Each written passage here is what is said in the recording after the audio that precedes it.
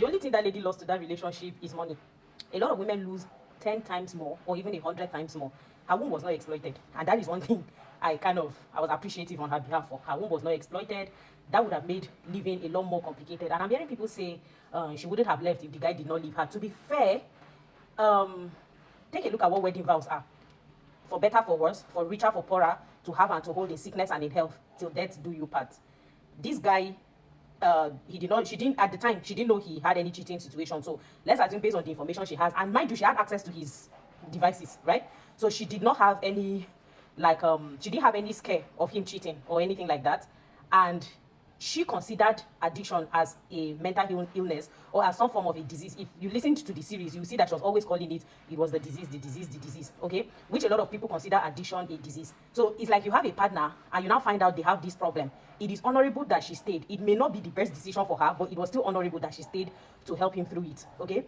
A lot of you, your husbands have porn addiction. A lot of you, they have gambling addiction too.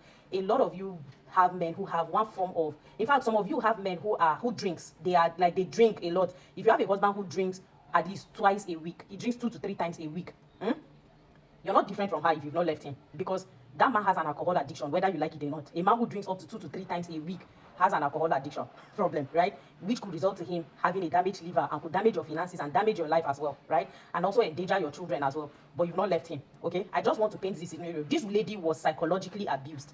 That is what you should pay attention to. She was psychologically abused and emotionally manipulated. Now, ordinarily, most forms of abuse, people are able to catch it while it is ongoing. Psychological abuse is one of the most intense forms of abuse, which usually does not get, you don't catch it in that moment. It's usually something you catch in hindsight. And the reason why you don't catch it is because it mimics patterns of good behavior, patterns of a healthy relationship. That's what psychological abuse mimics, okay? And that was what happened to her. As she's telling the story, you could tell that even from the first part, right, you could see that she's still smiling. She's reliving the good times. You know, just like the way people can relive trauma, and we have things like post-traumatic syndrome, right?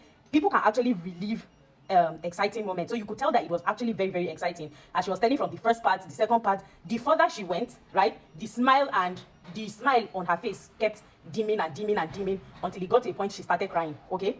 That is how psychological abuse works. That is how it works. Sometimes even when you're reliving it, you get. And somebody has to be extremely intelligent to psychologically abuse another person. That lady was not foolish. She was psychologically abused.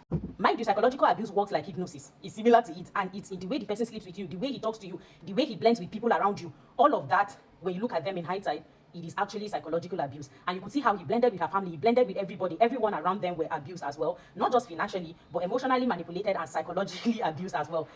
One of the reasons why everybody around her was triggered, not like triggered, one of the reasons they even kind of forgave her, yeah, they could be good people, they are good people, right? But a part of the reasons why they couldn't really be annoyed with her and bombard her in that moment is because they themselves knew they let themselves be abused as well, which that is one thing with psychological abuse. When it happens, it feels like you let yourself do it, right? And that is what the people around her were experiencing in that moment. Is like, how did we not catch it? Especially when you feel like, I'm such an intelligent person, I should have been able to see the red flags, but I couldn't see it.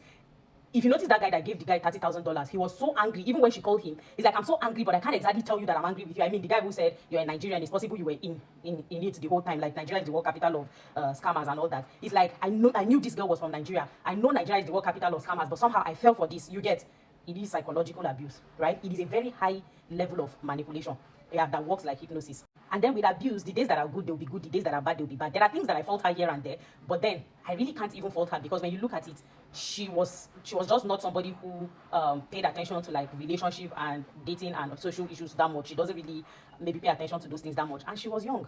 She was young as well. And even if you're old, they can still play that thing on you. As long as, mind you, this guy was a provider self. He was, at least he positioned himself to be that way, right? So, and even when she kept feeling as if it wasn't right that this guy is asking her for this money, already she felt ambushed. The manners at which she would say the guy asked her for money, it felt like he ambushed her, really. And it would be difficult for her to say no, right? For somebody who is 10, who is like on this like street smart, I feel like she felt it in those moments. But aside from just being in love with him, she felt a sense of responsibility and a sense of duty to protect this man or to also help him and all of that. And it was that sense of responsibility that she had that kept her so long in that relationship. And I'm seeing people be like, oh, she wouldn't have left if the guy did not leave. Yeah, because she thought she was helping him through things. I feel like eventually she would have left, because it was now becoming very abusive. Aside from psychology, it was becoming verbally abusive and like emotionally abusive, where he was gaslighting her, right? He would do something and he would pick up a fight and he would leave her. He was emotionally abusing her in those moments, right? And then she could tell he was lying already. It's just that she had not summoned the courage to finally leave him. And people are making it look as if they were dating. They were not dating. They were not dating. In these moments, they were already married. When you listen to the whole story, it became horrible when he left. And in that moment that he became so horrible, she herself would have been able to leave if she had all this information. She would have left him. Because it was when he left that she was calling people that she found out, oh, her sister too, he collected money from this person. Anybody she calls, yeah, he collected money. You get? So in that moment, she became irritated. It was no longer, oh, she pitied him, he was going through things. It now became very, very irritating to her. Yeah, and then, so yeah, she would have left, maybe a lot later on in the relationship, but she would have eventually left.